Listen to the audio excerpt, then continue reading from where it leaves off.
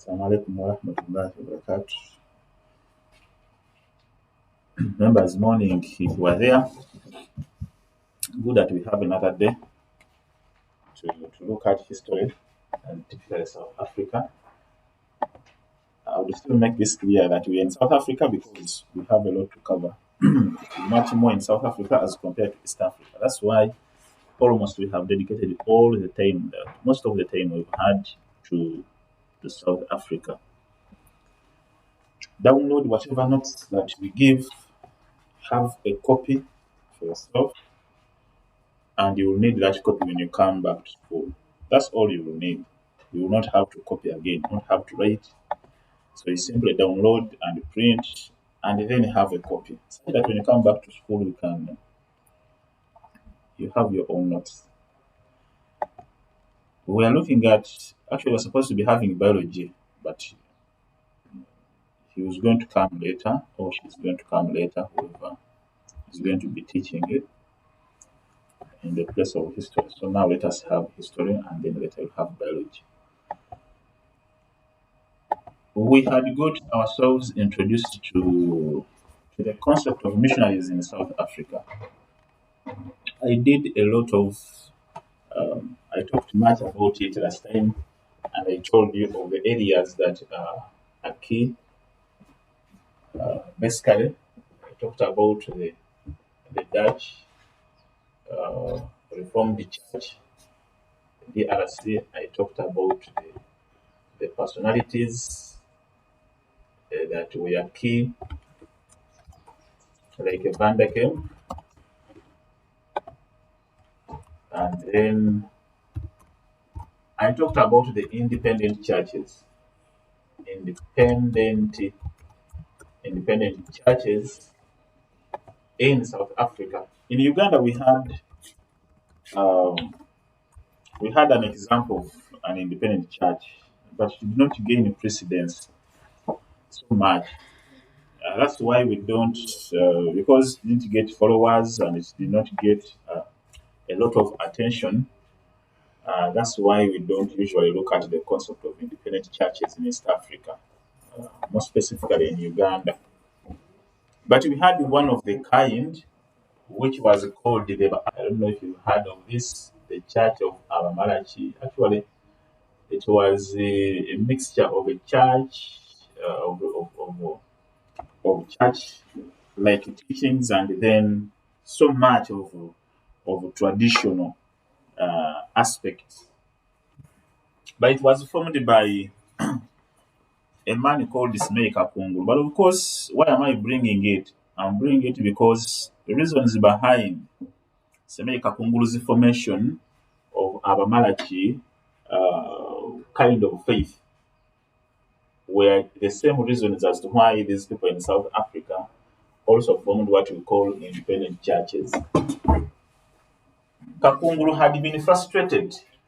You've heard of Semei Kakungulu,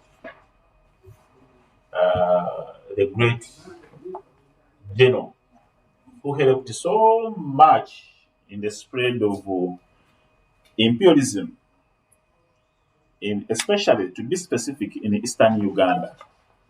To be specific in Eastern Uganda, because when I say Uganda, it would be very large. But specifically, he was so much influential in the spread of imperialism in Eastern Uganda. You talk of Eastern Uganda, you talk of Busoga region, you talk of Teso region, you talk of Gisu region, but more specifically, his career was more pronounced in amongst the Gisu, basically in districts of Ndoroko, no, not Ndoroko, in the districts of Bududa, districts of Mbale, and which other districts, and Sironko.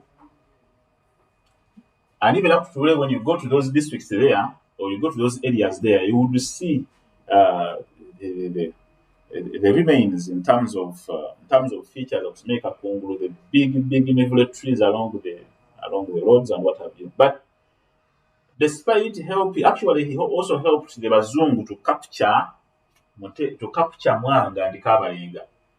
Okay, these were great resistors that so much resisted what we call imperialism in Uganda, But this guy here, Semeka Kungulu, helped the Bazungu to capture the two great kings of Uganda and Bunyoro, respectively, capturing them in northern Uganda. So his anticipation was that maybe the Bazungu would make him the king of Uganda. He was hoping for massive reward, and most important, to be made. He thought that he could become king of Uganda out of merit. But then he was very much frustrated. Instead, he was sent to spread what we call imperialism in eastern Uganda. He did that very well and made sure that Busoga, Bugweri, you talk about Teso, you talk about Bugisu, were all under the folds of the Bazongo. But now, when he became old and almost useless, they deposed him as the governor of eastern Uganda, and then he was made a mere Saza chief. Was it even a Saza? Okay, Saza chief in Bugweri. Now he was frustrated. He gave up everything that is a concern of the Bazungu, and he formed his own religion called Bamalachi. So the reason as why he formed Bamalachi was because of the frustration and discrimination from the Bazungu. So these are some of the reasons as to why. Now, we say the Abamalachi religion of faith is the like of what we can call independent churches, whereby he was the chief priest, that is Semeka Kunguru, and he was the source of all information in terms of the liturgies, the hymns, and whatever, the Bible in quotes. He was the source of everything, and he did this because he had realized that the Wazungu were not having anything that was good in terms of their arrangements in favor of the Africans after working for them so much and for so long. So he formed his own religion. Now, some of the reasons as to why the people in South Africa formed independent churches was still the frustration. The frustration from the whites or from the white churches. So I talked about three aspects: personalities, independent churches, and then what we call the independent churches. Independent churches being that they were churches purely whereby the followers were blacks, first of all. You didn't have any white person that was subscribing to what we call an independent church. So when I'm talking about independent church, I don't want to say that these were churches whereby we had a mixture of followers being whites and blacks. No. Likewise, we didn't have any white person that was professing what we call the religion of the Abamalachi. We didn't have any. So, a feature being that the followers of independent churches, or the subscribers, or you call them the subjects, were typically Africans, and everything was, first of all, they were started by Africans, and everything was run by the Africans, and even the bishops, reverends, among others, in these churches were purely African, and they taught all that was in favor of equality. First of all, that even Africans were equal to the whites. So, frustration made them form what we call independent churches. So, you look at those three aspects. If you're going to be doing what we call a concept of South African missionary perspective, those three items are very key. I still echo them, and please take note of them. They are very key. If you have them, then the others are just like the same. You simply have to come up with the examples. Now, after I had given you a brief background of what was all missionaries in South Africa the other time, I think we looked at the aims, and the aims were they are as good as objectives, and the reason is probably why maybe these missionaries came to South Africa. Now we had finished those.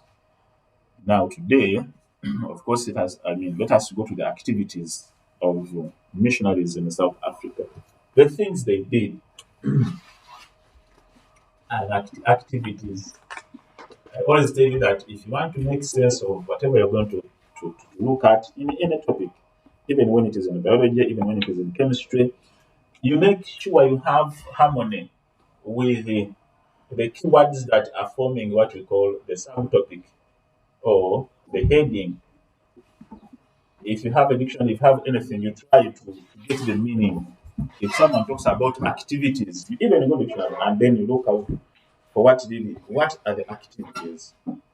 You try to understand it in the literal sense. Grammatically, you understand what an activity is. So you're going to look at activities of missionaries in South Africa, and of course, activities. It is a package of career. What did they do in South Africa? Not what they had come to do.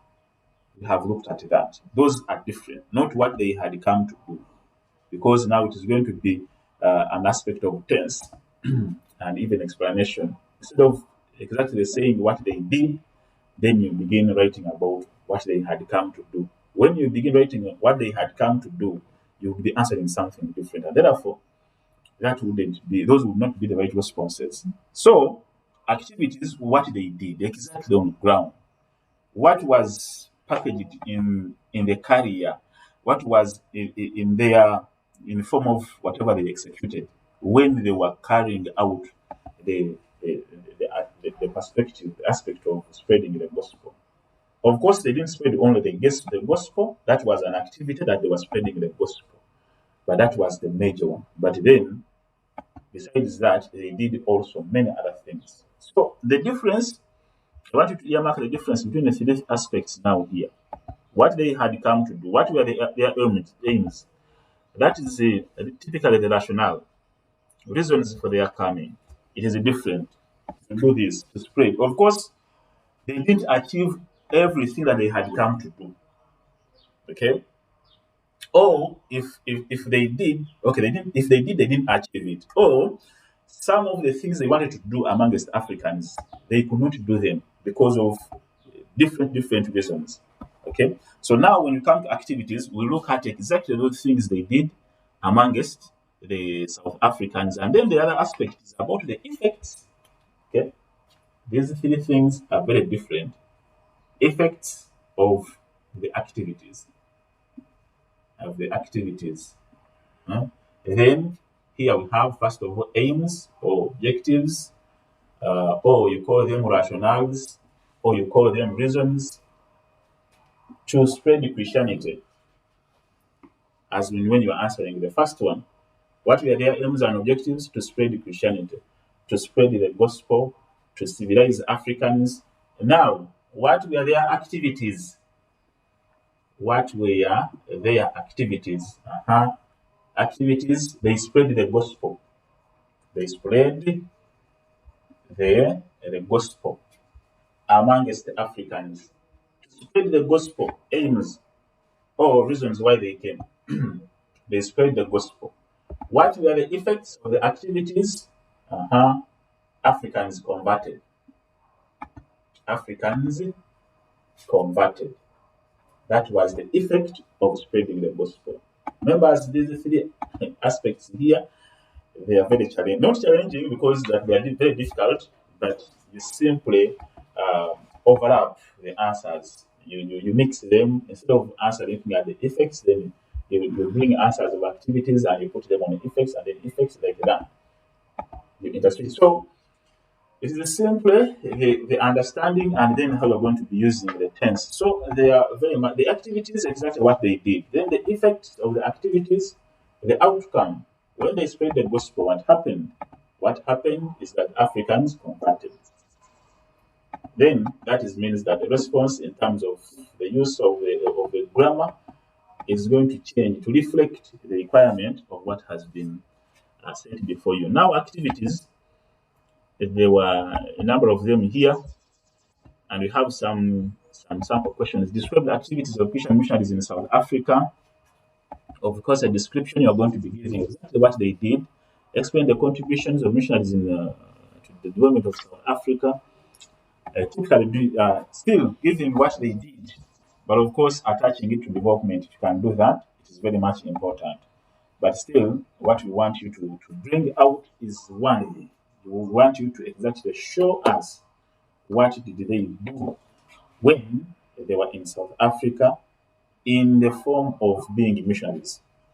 That's what we all want. Number one, he says they advocate for abolition of slave trade.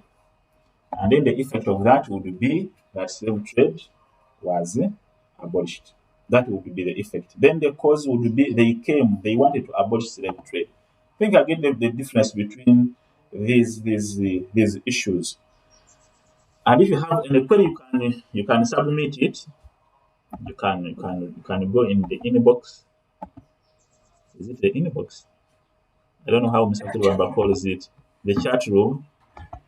Okay, you can go in the chat room, and especially what I have just discussed here, it is very contentious that if you have any query about what I have tried to make clear, what I was trying to make clear, the issues I was trying to make clear here, then you can go to the chat room and then you contribute.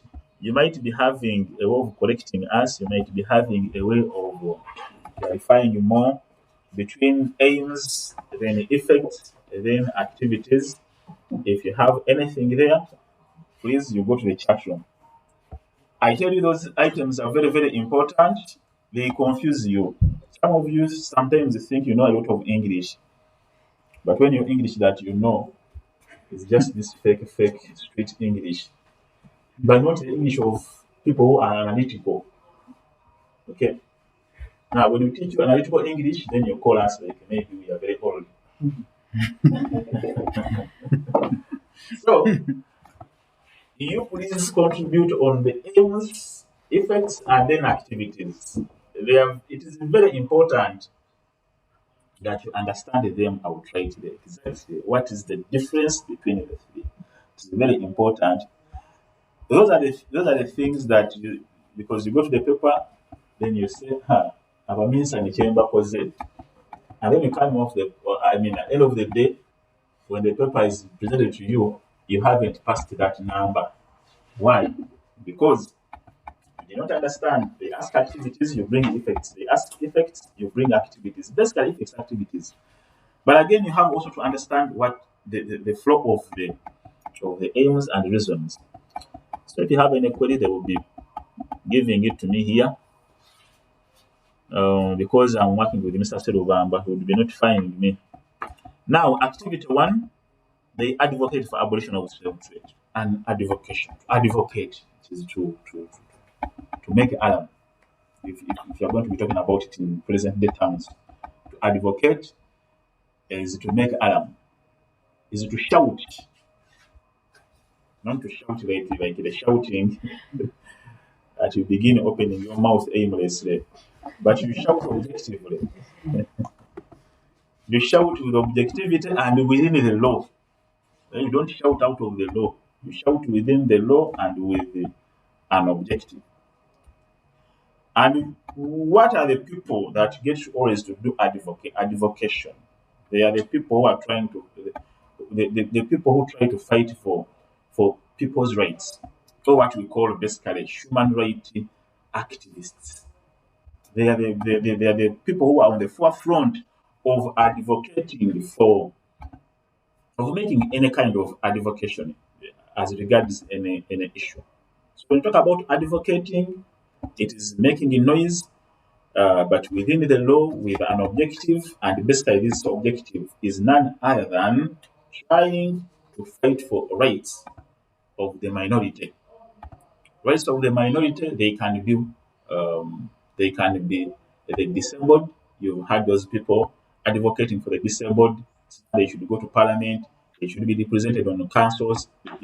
All that is advocacy. Today, when we talk about advocacy today, okay, but in those times when the advocacy was in play, it was done by the missionaries, and purposely it was for the abolition of slave trade. So they could engage different stakeholders, especially those who were in power, engage them, and then ask them that please we should enact laws that can stop slave trade. Because remember, slave trade was very much common, especially amongst the Boers. For them, they believe. That's why we talk about what we call the Dutch Reformed Church. They only taught the church, this church, like the imperial church, this church was having the subscription of this church was only the Boers. Those who subscribed to this church here were only Boers. And all the teachings they taught in their church were teachings that were favoring the Boers at the expense of the Africans. Were teachings that were portraying that there must be what we call master-servant relationship between the Boers and the Africans. So the subscribers were Boers. The subscribers to many churches were Africans. So because of slave trade that was being so much highlighted amongst the Boers, the missionaries, when they came, they advocated. So that was activity number one. Advocation for abolition of slave trade through laws like the 50th Ordinance of 1828, which restored the civil liberties of Africans. Of course, you know what we mean by a liberty. Civil is when we talk about civil, the implication is typically a package of laws or a package of regulations that concern day-to-day living, that they concern the well-being of an average citizen, is what we refer to being civil. Okay. They provided the protection to the Africans who were running away from their brutal Boer masters. That is activity number two. Number one, advocated. Um, they did not stop slave trade. I don't want to bring a point which said that they stopped slave trade. No, they advocated for abolition of slave trade. Why did they stop slave trade? Because they were not in authority. They didn't have power.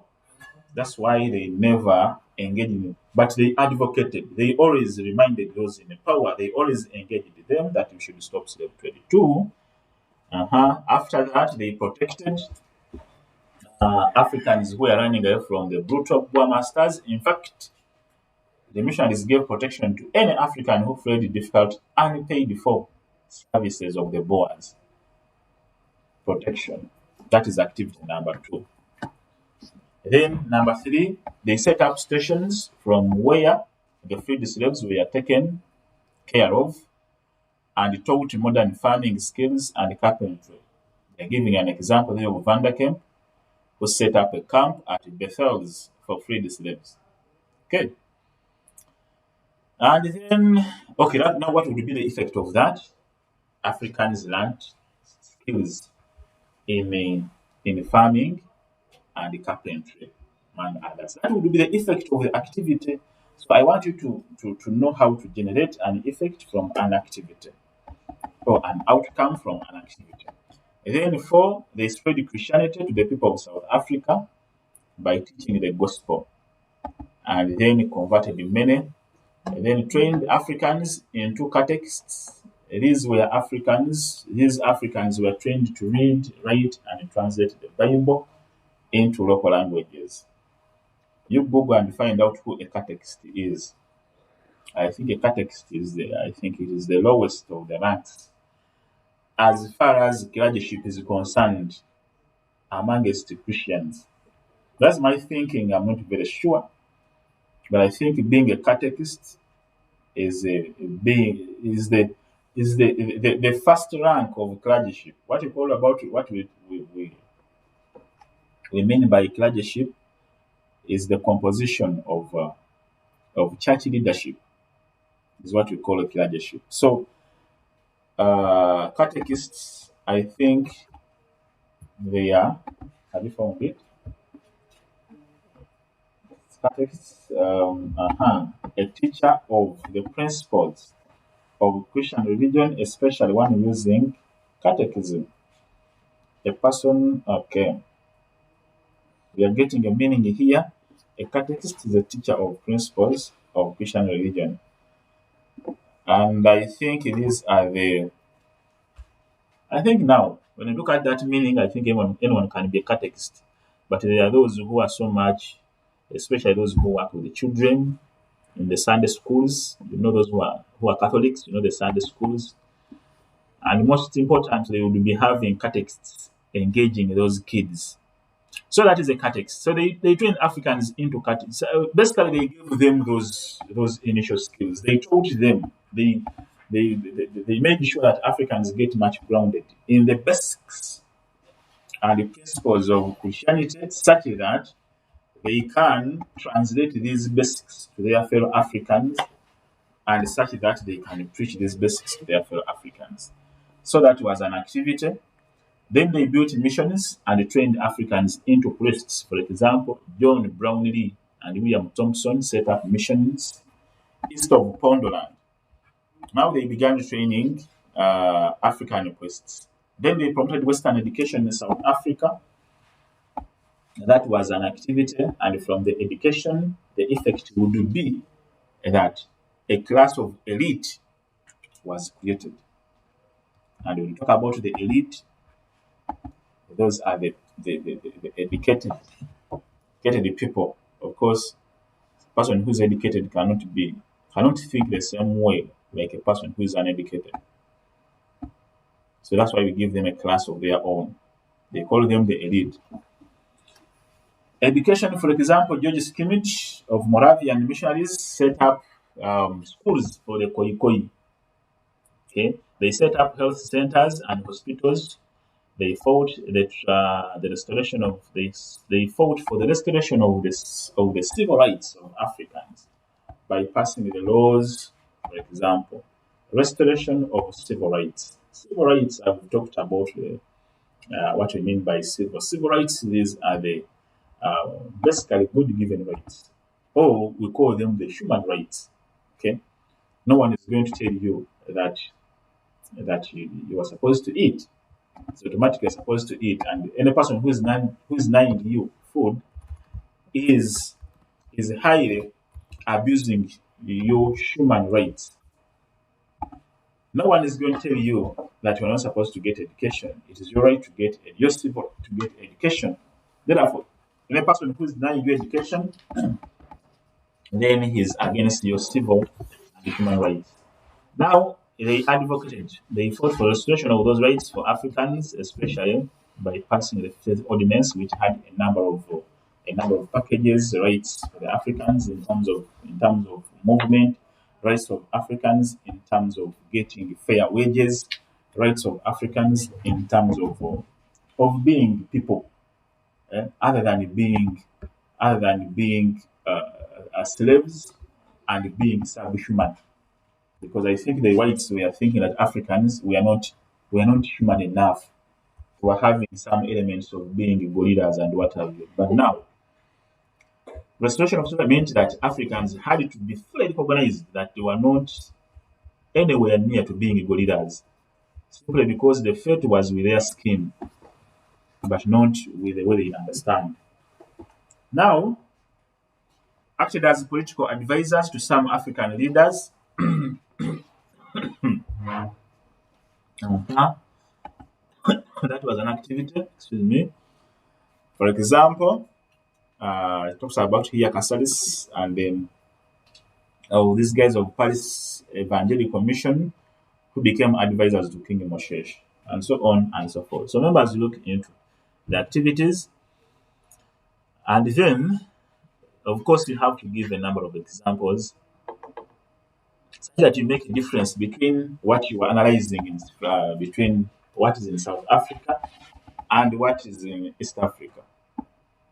So we go to the effects. How were the Africans affected by the missionary activities? Of course, the effects were both positive and negative, and the effects were seen in a range of aspects, especially in the social, and somehow economic and political, but basically in social. That's where we're going to happen to have a number of effects, which were good and others were bad. Of course, we start with those which are good. Africans got education and many others. Here we have Africans were taught how to read and write. That was the effect of setting up schools. The activity was set up schools, and then the effect Africans were taught how to read and write. That is none other than literacy. Not being educated. Being educated is different from knowing how to read and write is different from being educated. Okay? Those two things are typically very, very much different. So they simply learned how to read and write, and maybe to do some addition of not more than 1,000, maybe. They could add up to 100, basically to add their cows. Of course, they could not have more than 100. To add their goats, they could not have more than 50. Okay, so that simple addition was taught to them, and that is none other than literacy. Social and moral behaviors of Africans were improved through Christian teachings. For example, women and life were respected in the African setup. What was the position or status of women? They were as good as property for those who owned them, and their rights were not actually they were not supposed to say anything. Maybe if you were maybe the mother of the king, you could have some voice, but how many mothers are you going to be having, and how many kings? So unless otherwise, in that one or those one or two, but the women were supposed to say anything in society. But with the teachings, they became respected. Primitive cultures like the killing of twins were done away with. Western civilization was introduced. Uh-huh. In many aspects, like how we are having it today, that Africans started how now. The way they could eat, they could dress, they could drink, even the way they could laugh was all influenced. You know, if you could laugh with all your teeth while they open, this time around they say you have to just smile, and the smile was a smile. And who's teaching you that? They are the missionaries, of course. They tell you that is civilization. Then they were taught how to read, created elite class. I talked about the elite class in South Africa, of people who had received Western education, like Nelson Mandela. Is purely the product of what you call mission schools, typically mission schools. Nelson Mandela, you talk about people like Desmond Tutu, Walter Sisulu, all of those guys who were great advocates in fighting and ending the apartheid regime were all products of what you call mission schools in South Africa. Of course, I told you that to be an elite, and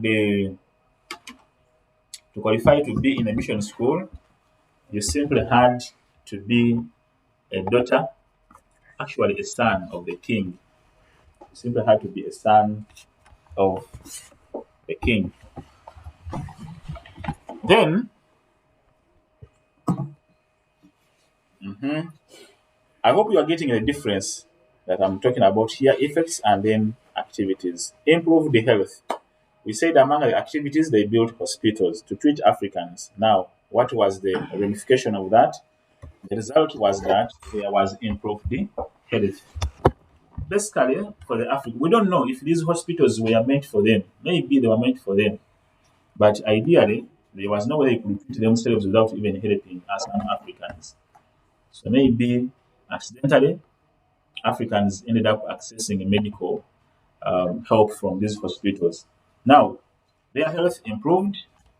Then they undermined African medicine. Now that's the negative. Almost all the Bantu languages were put down in writing by missionaries, especially when they're trying to translate the Bible. They, like how it is here in our own Uganda. Almost all local languages now can be written and then be read and understood.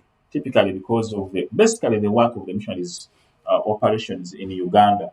The same applied in South Africa. They introduced printing press, like the one which was introduced here by Mackay. They also introduced it in South Africa, and then they published and printed books and books, which helped in promoting literacy. Literacy, I told you, is basically to know how to read and write, and maybe doing some additions. The Africans, out of their advocacies, they gained more liberty and freedoms. The activities divided Africans into groups. Those, and still, that is even evident up to date. The activities divided many Africans into different groups. But now here, what he's talking about here, the educated and the uneducated, because they introduced education. And of course, not all Africans were educated. Education was selective, as I told you that typically it was looking at the sons of chiefs and maybe lucky daughters. Okay, now we happen to have the educated Africans and the uneducated. Then what still happened to have the group of converts and the non-converts. Now the effect of that was so much evident here in Uganda and in Uganda in specific were what we call the political religious wars. They became disloyal. Those who converted, they became disloyal to their traditional chiefs and leaders. For example, Tito Songa, a baptized Zosa, refused to read a message found on the white prisoner for his chief. Okay, they became disloyal, like how the converts here became disloyal to Mwanga, and even up to today still celebrate whatever happened at Namugongo. I don't know if it is a celebration or it is a remembrance. I cannot really get the clear difference because those people who go there, they end up indulging into activities that are very much unreligious. Some of them, they simply take wine and pork, and I don't know if those things are very religious in nature. So it is a remembrance or it is a celebration. What happened at Namugongo? But now, uh, they say here the combats became disloyal, and yes, they became disloyal. And I was giving an example of what happened in Uganda. Then the economic status of Africans peasants was improved as new methods of farming were introduced and export markets. Missions gave back land to Zosa and so on and so forth. So he says, note the effects of activities. This is what I began with. The effects of activities should not be confused for the activities. This is what I began with. And good enough, we are having a note here. And he says students must bring out the result of the activities, e.g., builds hospitals which improved on the health of Africans. If you're talking about effects, and you have made this started with an activity, the way you're supposed to be aiming your point must reflect an effect. And to give you an example, if they're asking about the effects of mission activities in South Africa, and then you give a point like what is given here, they built hospitals. That would be an activity. But how is it going to translate into an effect if you add some more explanation, like the hospitals that they built improved on the health of Africans? Now that one will be qualified to be an effect. So you don't confuse between effects and the activities. Now problems they faced in South Africa, of course, this one is a child play. You simply have to insert examples. Told you as East Africa, and then you bring them in South. I know there are many confused heads out there. And much as I'm echoing this, someone is going to talk about Mutesa of Uganda. In South Africa, he invited missionaries. Mutesa of Basuto. Okay, someone talks about Mutesa, the first of Basuto, because he's having a point of Moshesh of the Basuto, and now he's inserted. So, members, please, the problems, they're just the same. Because typically, we are still Africans, simply in different parts of Africa. Okay? But the traditions, we are still the same. An African is an African. An African is polygamous, especially we talk about sub-Saharan Africa. I don't know what is happening in Northern Africa, because North Africa is different from sub-Saharan Africa. Those guys are Arabs and we are purely black Africans. That's why I talk about sub-Saharan Africa. And actually, sometimes these guys here, the Egyptians, are claiming that you are not Africans. I told them, please wait a second. You are typical Africans because you are found on the continent.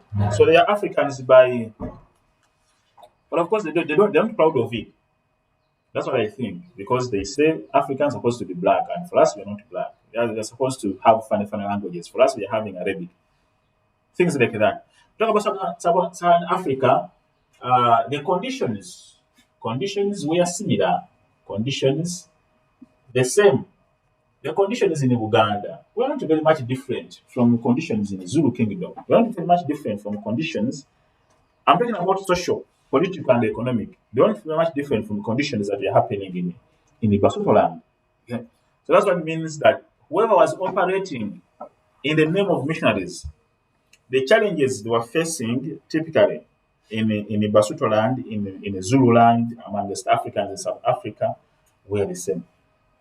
But of course, the examples, if you're talking about Uganda, don't talk about the Zulu people, don't talk about the Mutesa, the first invited missionaries in the Basuto land. You will be mixing up, if it is chemistry, a number of chemicals that are going to burn you up. So, problem number one, language barrier. Era kyekyali wano mu Buganda. Okay? Others rate even language barrier will be you. And then you wonder the kindergartens that produce such kind of individuals. Language barrier delayed the work of missionaries because they could not communicate with the African natives. Members, I'm not seeing this one having any contribution.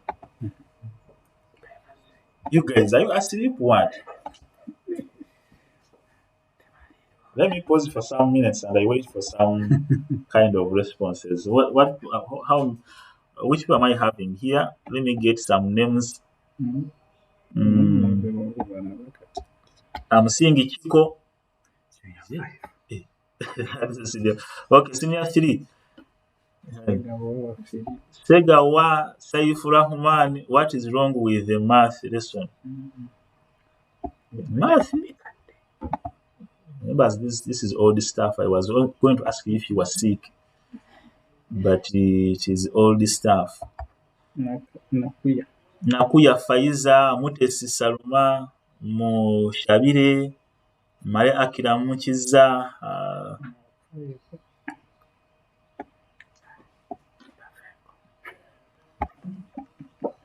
Members, but I think you will come on board this one. So, I was saying that most of the stuff is the same in terms of problems that they faced. What comes to be different are simply the examples. Language barrier was common. Actually, it was what affected them or what challenged them most. That they wanted to spread the gospel, but the communication,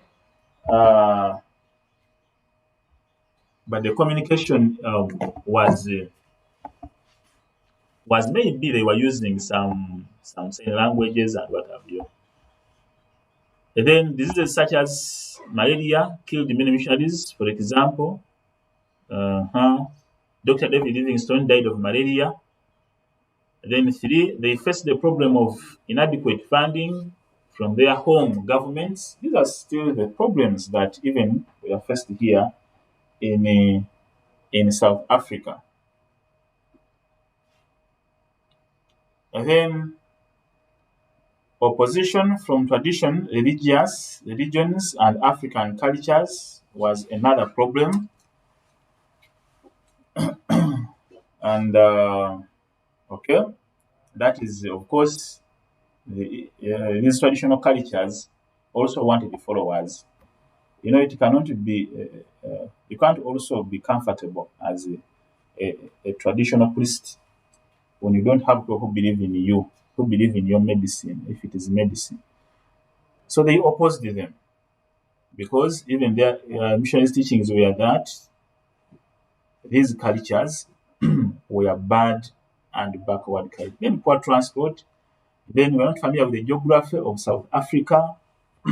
Poor transport, not familiar. Then a lack of enough manpower. There was opposition from the Boers.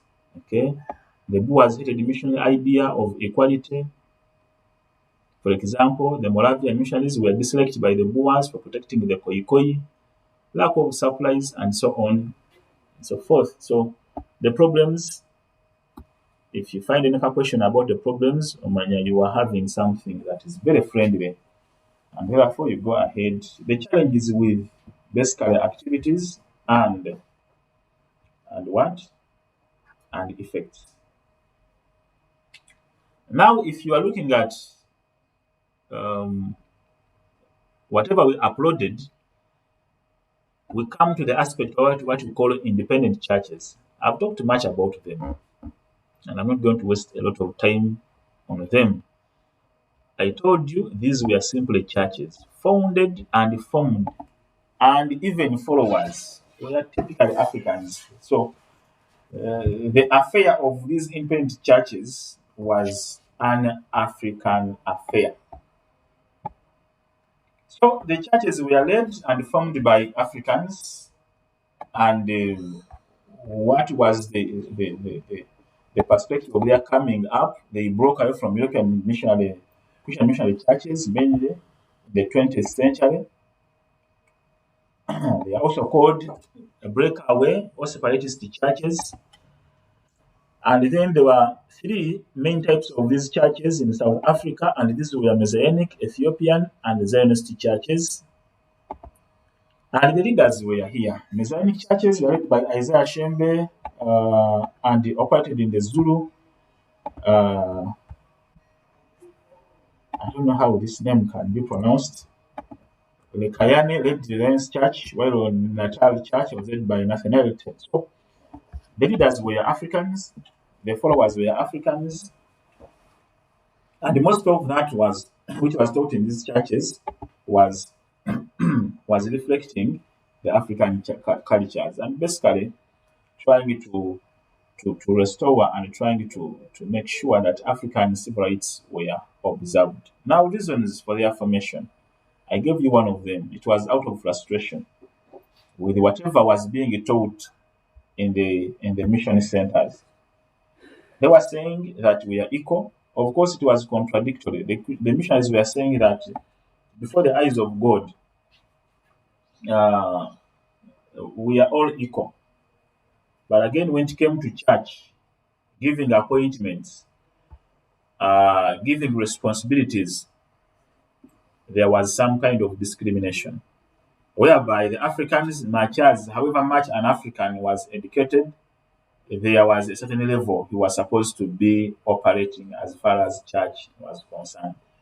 You would not become a bishop in the church that was being operated by the whites, even when you are an educated African. So that frustration, among other points, made Africans to form what we call independent churches.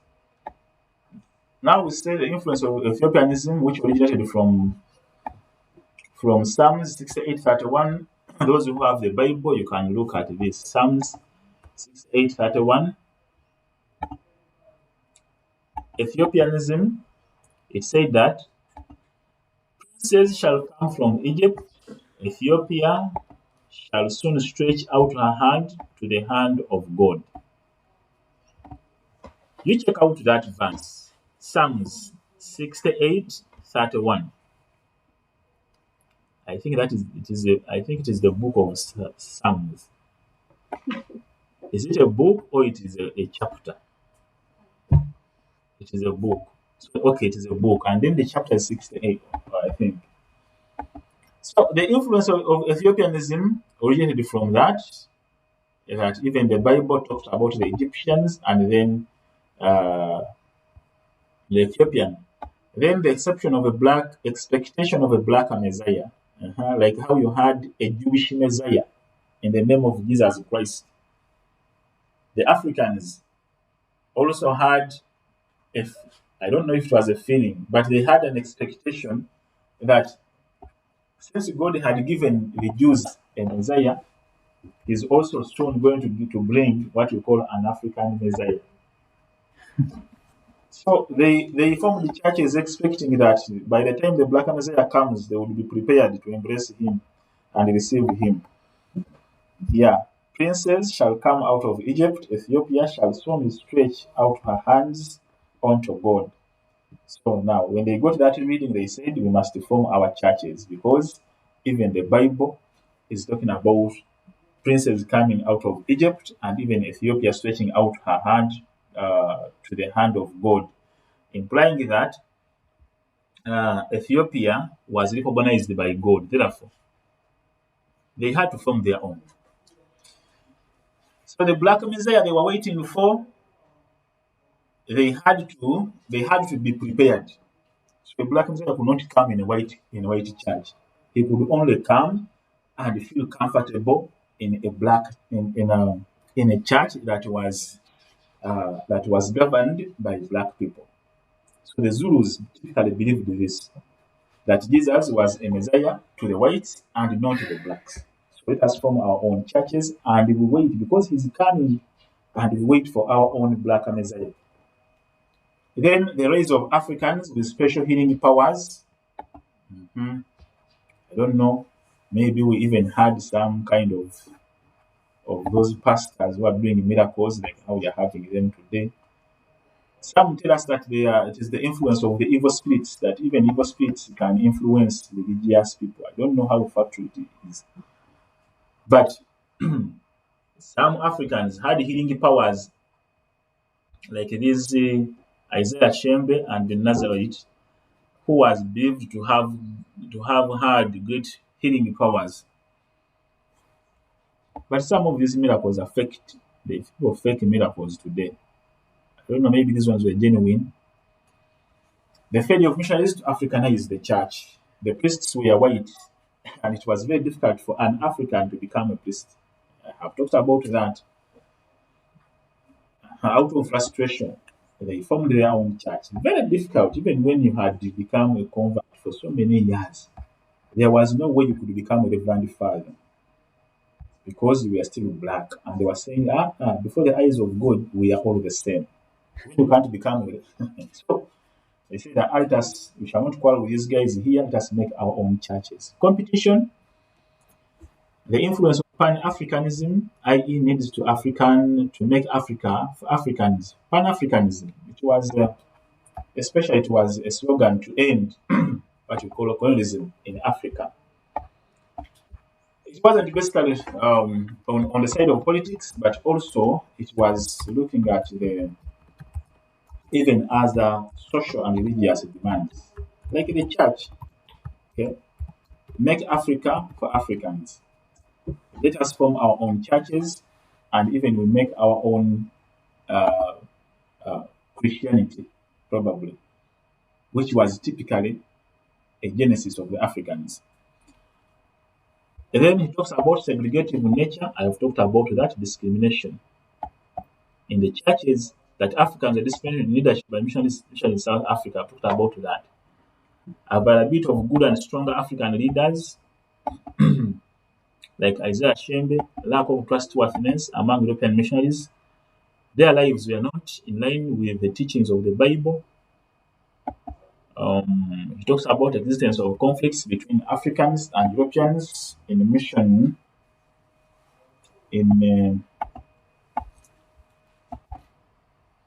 Where am I? Okay, you can read through the others and then try to. So, typically look at reasons why independent churches were formed in South Africa. Maybe in some books they'll be talking about the effects of these churches, and even books which are more detailed will be talking about personalities of respective independent churches, like the Zionist Church and the Messianic Church. They'll be talking more about them. But here, what we have looked at is basically what were the reasons behind the formation of independent churches in South Africa. The then contribution of independent churches in South Africa, they made Africans aware that they were being exploited. Members, I haven't received anything from your WhatsApp. I don't know, chat room. I can't simply talk for 1.5 hours. Someone initiate something there so that people can talk to me. 1.5 hours without getting anything from you. Sikyabwenkanya.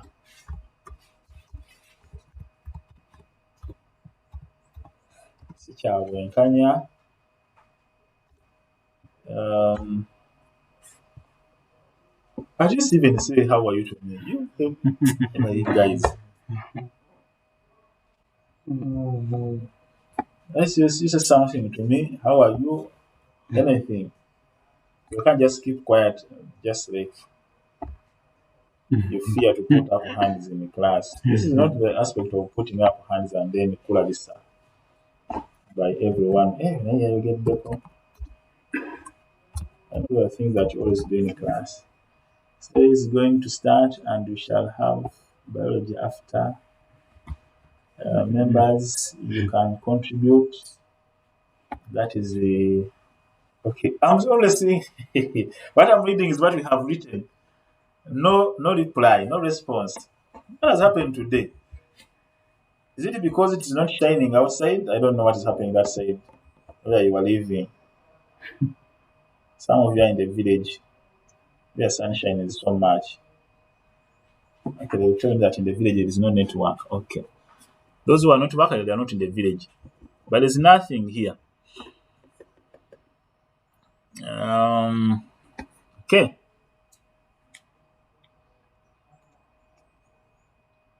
And the discussion room, it's also about what does MK mean? You. Hey, it is me. Nah, I thought it was someone else. In the discussion room, I'm there alone. The other time you contribute, today I don't know. Maybe the mishap of the lessons that you're supposed to be having in biology and then you're having this. But I don't think that one is a big deal. You have to let things go. You don't think that things have to be straight every day and even the other day. Okay, the contributions of independent churches were as in the format of these ones, they made Africans aware that they were being exploited by the whites. Mhm. Today tukiita kubabuusa. They made Africans aware that they were being exploited, like how Chagwani is doing it. It's making the ghetto kids aware that you have a share in whatever government programs there are. They trained and ordained many African priests, ababuulizi b'enjiri, but not the part of the clergy. Those who go to door gatherings, those ones were trained. But of course, they were not part of the other leadership of the church.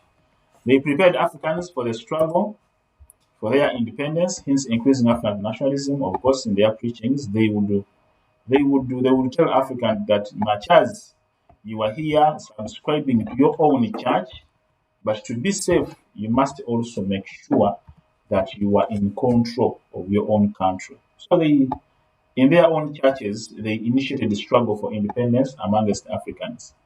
Then have Africans to rebuild the pure African cultures in response to pressure from European missionaries who had branded everything African as backward and evil. Try to make Africans to again believe in their cultures because not everything African was very bad. Not everything African was very. The way we ate, the food that we are eating, the socialization we are having, the aspect of lineages amongst Africans, the aspect of clans, those things were not bad at all.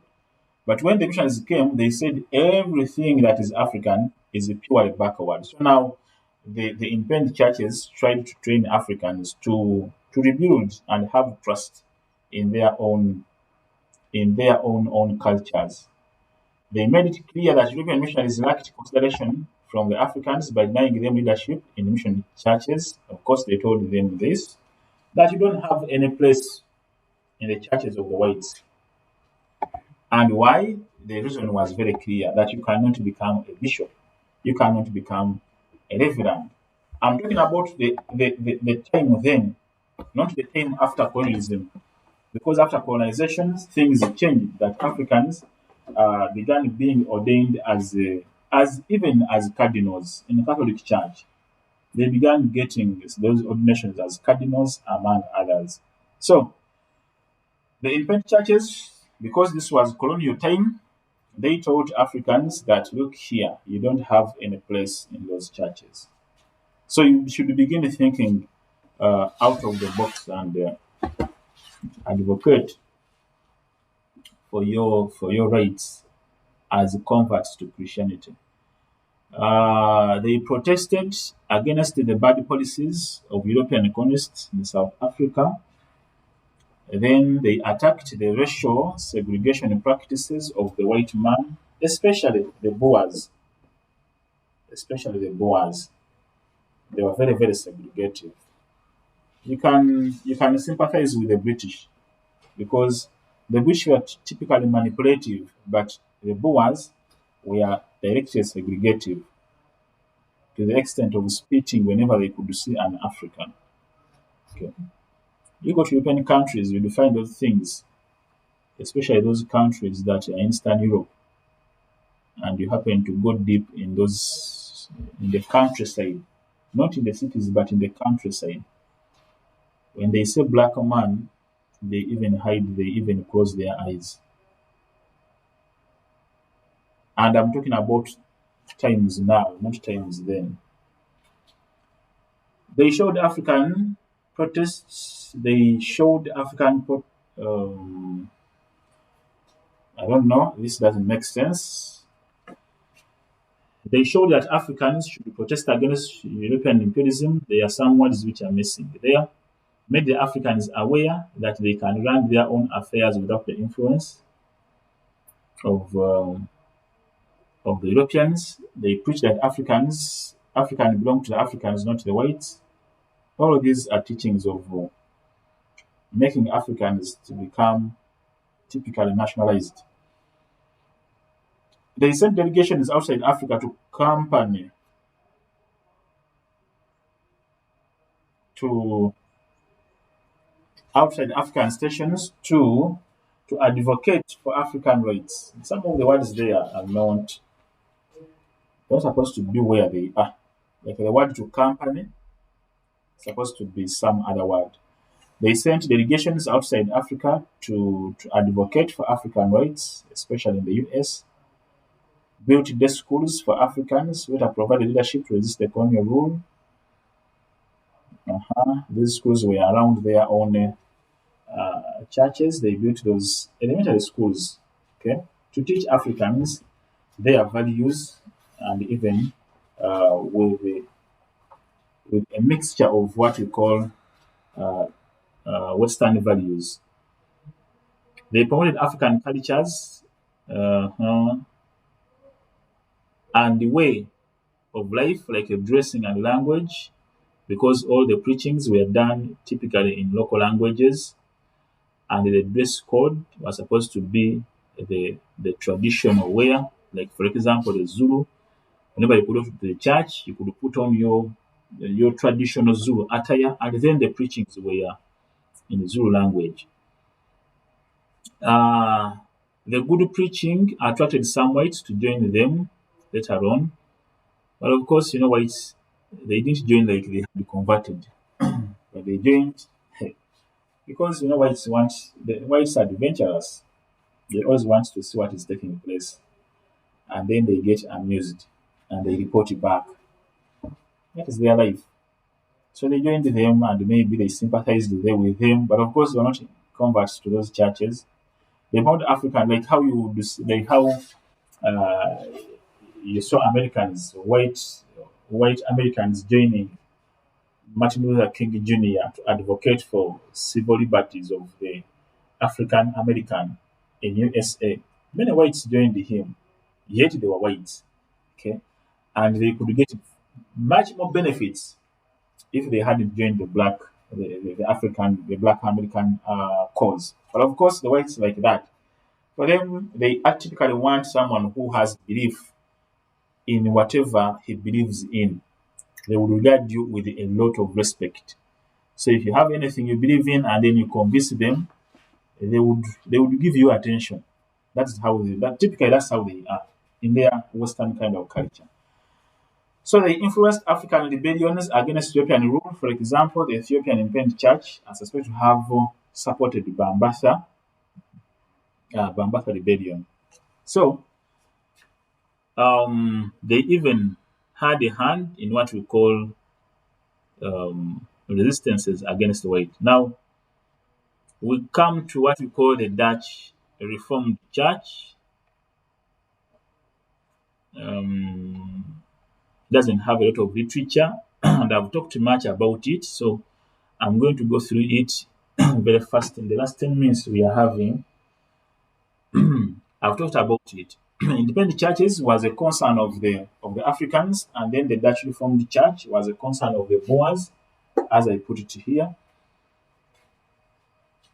And literature here says it was the first church in South Africa and drew its followers from the earlier Dutch settlers at the Cape.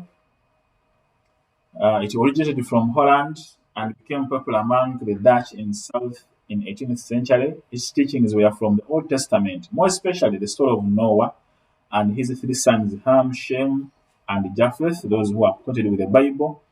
You open Old Testament and then you read the story of Noah. So it was from Dutch, and typically it operated amongst the Dutch. It was from Holland because Dutch is Holland. Dutch is Holland, is Netherlands. Those are the names. So it was Holland from Holland, and then it operated typically amongst the Dutch in South Africa.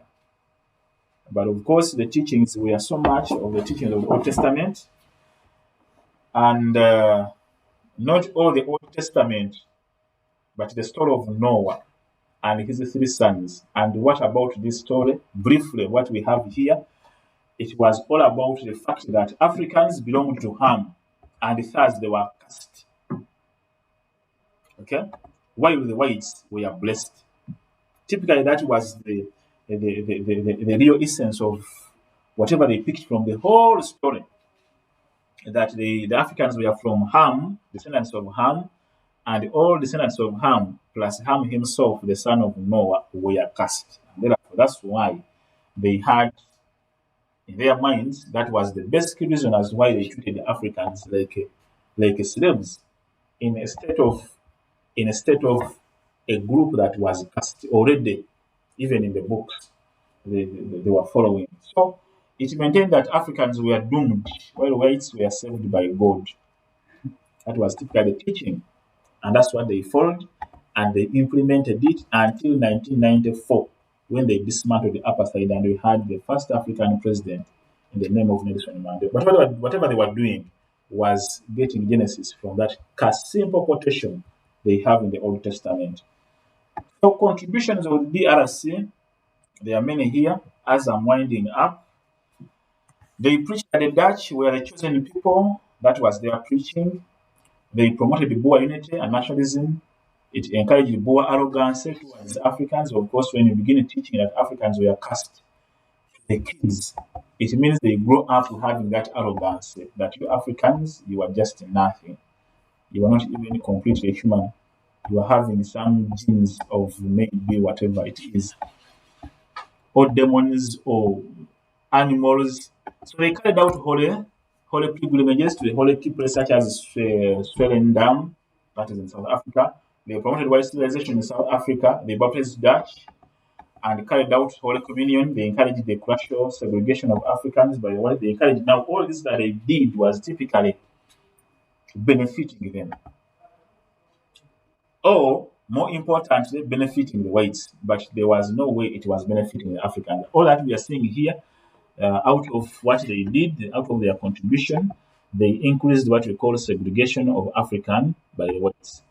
They encouraged racial seniority of the whites in South Africa, built schools on Dutch to the Dutch only, encouraged trade among the Dutch only, provided education to their believers, gave freedom to worship to the Dutch only. Okay, so if you are analyzing the Dutch Reformed Church, make sure that you don't put anything that is they call it kusiga kazigo these days. That is showing that they had great contribution for the Africans. No way. Everything they did was typically benefiting the Dutch. Okay, you can say whites, but the whites in particular, the Dutch. Effects on Africans. Of course, you don't expect to find any positivity here. African traditional cultures were undermining the late depopulation of Africans because they were killed due to their teachings. Africans were forced to form their own independent churches. Maybe that one. We are forced to form their own independent churches. Out of frustration from the churches of the whites, and most specifically the Dutch Reformed Church, they lost their land, of course, led to the rise of then to the Dutch. Okay, that's what we have to the Dutch, united the Dutch socially and politically, promoted respect among the towards hostility of the Boers and non-whites, preserved and promoted the Boer culture, and so on. So we read through the write-up, and then you make sense out of it. I'm going to stop there, members. If you have refused to talk to me,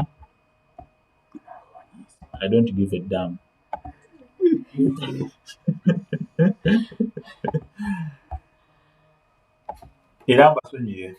But still, thank you for those who have attended the lesson. And now, when you meet, I have this aspect, but I think you go and read through the prominent missionary personalities. There is Dr. John Philip and Van der Cape. Those two, I don't know, they will make sense, I know, because it's simply what we have written there, what we have uploaded. Read through them typically about their contribution. Now, when you are done with that, the concept of missions in South Africa is done. So I think next time when I come, we are going to be looking at what we at mineral revolution. We're going to be consulting with the Haji Siraji to see if I think we either East Africa or we look at mineral discovery in South Africa. Still, there is a lot of work. By the time we are done with the mineral discovery, I think we need like a whole month to finish that thing. And then we go to apartheid. So, still a lot of work. But at least we are moving. So, when we meet next time, inshallah, we shall look at mineral discovery in South Africa. I wish you a good day.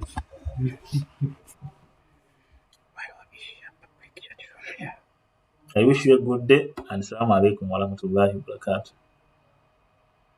Timuri ali muzijeko. Kamisi nakuja babadde gwe bali. They had some issues with their chat room.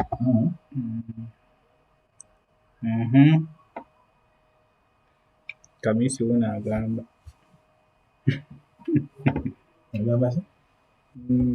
Teacher, we have not refused him. Okay, Kamisi says here I was quarreling. How you call it? Teacher, we have not refused. Our public chat rooms have just started working, so we could not contribute either way. Okay, thanks for the information. I've never got that kind of a challenge. These things have never failed. Yeah. So they can use public chat room. Hey, okay. You are using public chat rooms, senior chat rooms, simply refused. Even mine has finally done that. Okay. No problem. But still, when we meet, we are going to look at mineral discovery in South Africa. And inshallah, we see what we can do. Otherwise, assalamu alaikum wa rahmatullahi wa barakatuh.